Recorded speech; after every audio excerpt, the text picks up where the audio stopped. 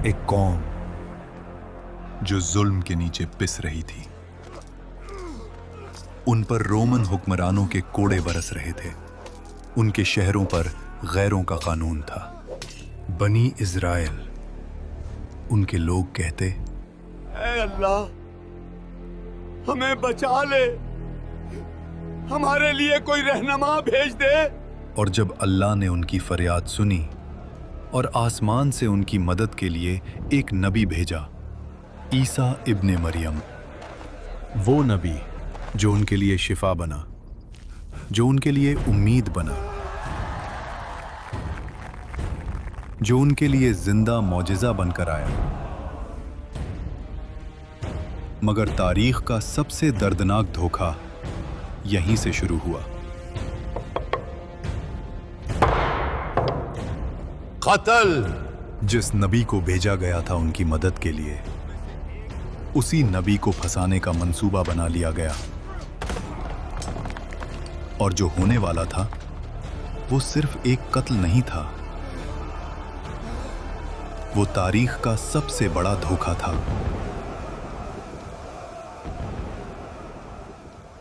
तो फिर सवाल ये है, जिस नबी को कत्ल करने आए थे वो गया कहां?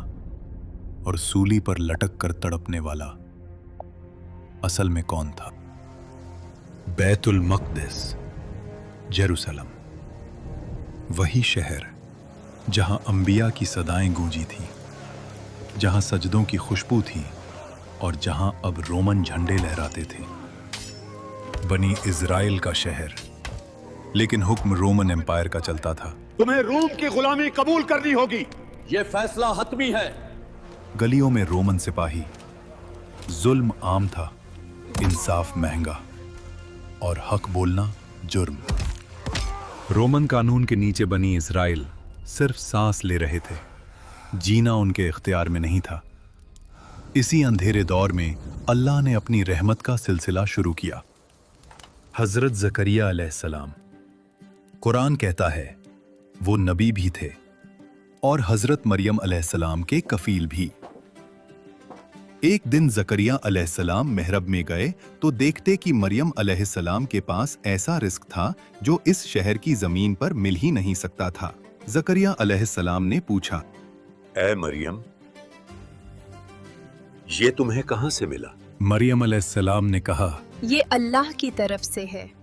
यहीं से ज़करिया अलैहिस्सलाम के दिल में यकीन और गहरा हो गया और ये वक़िया अपनी बीवी को बताया। फिर उन्होंने दुआ मांगी और अल्लाह ने बुढ़ापे में हज़रत यहया अलैहिस्सलाम अता कर दिए। कुरान कहता है यहया अलैहिस्सलाम बचपन ही से हिकमत और तकवे का निशान थे। और दूसरी तरफ अल्लाह ने वो कर दिखाया जो अकल से बाहर था। एक दिन मरियम अलैहिस्सलाम के पास एक फरिश्ता आया। मरियम अलैहिस्सलाम उस फरिश्ते से अनजान थीं और उन्होंने कहा, मैं रहमान की पनाह लेती हूँ, अगर तू परहेजगार है तो दूर रह। जवाब आया, मैं तेरे रब का भेजा हुआ फरिश्ता हूँ। फिर वो अल्फाज जो तारीख बन गए, मैं अल्लाह की तरफ से तुझे एक पाक बेटे की खुशखबरी देने आया हूँ। मरियम अलैहिस्सलाम ने कहा, मुझे बेटा कैसे हो सकता है जब किसी मर्द ने मुझे छुआ नहीं। जवाब सिर्फ इतना था, ये तेरे रब का फैसला है और अल्लाह हर चीज पर कादिर है। मरियम अलैहिस्सलाम समझ चुकी थीं, ये बशारत नहीं, इम्तिहान है। और बैतुल मक़दिस को अभी पता भी नहीं था कि जल्द ईसा इब्ने मरियम पैदा होने वाले हैं। और जब हज़रत ईसा अलैहिस्सलाम पैदा हुए तो लोग बोल उठे, ये कैसा जुर्म है? मगर अल्लाह ने गोद में मौजूद बच्चे से जवाब दिलवा दिया, मैं अल्लाह का बंदा हूं, उसने मुझे नबी बनाया। ये सिर्फ जवाब नहीं था, ये बैतुल मक़दिस के लिए तनबीह थी। कुछ ही अरसे बाद ईसा अलैहिस्सलाम ने तबलीग शुरू की। अपने पड़ोसियों से वैसा ही प्यार करो जैसा तुम खुद से करते हो। वो शहर शहर गए, गांव गांव गए, लोगों को हक के रास्ते पर चलने का हुक्म दिया। अल्लाह एक है और तुम उसी के बंदे हो और सिर्फ उसी की इबादत करो। उनके साथ कुछ सच्चे साथी भी थे जो दौलत के लिए नहीं, हक के लिए चले। ईसा अलैहिस्सलाम ने जब मुअज़्ज़ात दिखाए, जब मट्टी से परिंदे बनाकर उन्हें जिंदा कर दिखाया, जब अंधे देखने लगे,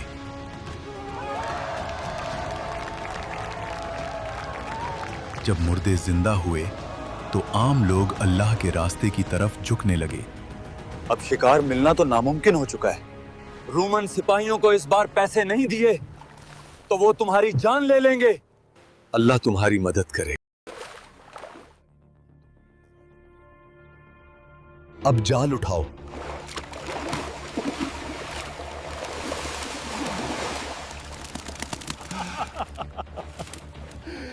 ये कैसे हो सकता है? आप कौन हैं? मेरे साथ चलो, तुम्हें पता चल जाएगा। ये वो वक्त था जब लोगों को राहत मिल गई कि अल्लाह ने अपने नबी को उनकी रहनुमाई के लिए भेज दिया है। और यहीं से सरदारों के दिल और सख्त हो गए। उन्होंने कहा, याहिया पहले ही लोगों को हमसे अलग कर रहा है और अब ये ईसा के मौजिज़े लोगों को और गुमराह कर रहे हैं। हमारी रियासत खतरे में है। तफसीर इब्ने कसीर बताती है, यहूदी सरदारों ने रोमन हुक्मरानों के पास जाकर कहा, याहिया और ईसा बगावत करवा रहे हैं। ये खुद को बादशाह कह रहे हैं। झूठ था, लेकिन रोमन तलवार को सिर्फ हुक्म चाहिए होता है। गवर्नर ने पूछा, तुम चाहते क्या हो? जवाब आया, उन्हें गिरफ्तार करो। तफसीर इब्ने कसीर में आया है, याहिया अलैहिस्सलाम उस वक्त हुक्मरानों के जुल्म और गलत रिश्ते पर हक बोल रहे थे, तो रोमन और यहूदी सरदारों ने उन्हें कैद कर लिया और अपने सरदारों के सामने कत्ल करवा दिया। शहर ने खामोशी इख्तियार कर ली। एक शख्स भागता हुआ ईसा अलैहिस्सलाम के पास आया और कहने लगा, आपके खालाजाद भाई हजरत याहिया अलैहिस्सलाम को इन्होंने कत्ल करवा दिया है। ईसा अलैहिस्सलाम समझ गए कि जेरूसलम में उनके खिलाफ भी साजिश हो चुकी है। एक बार फिर अल्लाह के नबी के लिए कत्ल का फैसला लिखा जा रहा था।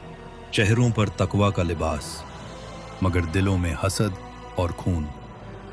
ईसा इब्ने मरियम हद से आगे जा चुका है। लोग उसे नबी कहने लगे हैं। अगर ये जिंदा रहा तो हमारी अदालत, हमारी तौरात की तशरीह सब खत्म हो जाएगी। यहाँ तफसीर इब्ने कसीर के मुताबिक ये लोग हक को पहचानते थे मगर उसे छुपाते थे। हमने पहले भी याहिया को खामोश कर दिया था। खामोशी छा गई।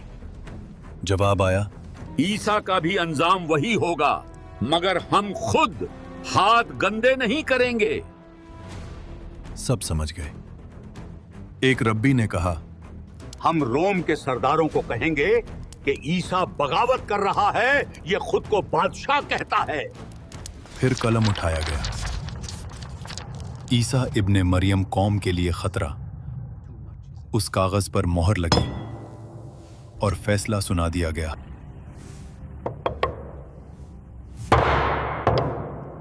कत्ल। उस अदालत में ना इंसाफ था, ना रहमत, सिर्फ डर और कुर्सी बचाने की भूख।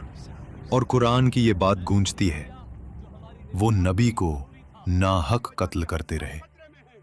उस रात बैतुल मक़दिस की अदालत से सिर्फ एक बिल नहीं निकला, एक और नबी के खून का रास्ता लिख दिया गया।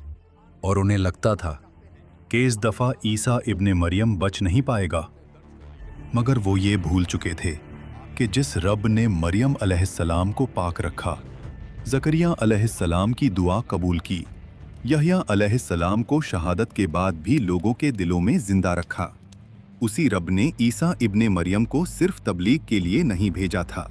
ये घटिया लोग अपने सच्चे नबी के खिलाफ साजिश कर रहे हैं। तफसीर इब्ने कसीर में आया है कि उस रात ईसा अलैहिस्सलाम अपने चंद वफादार साथियों के साथ बैठे हुए थे।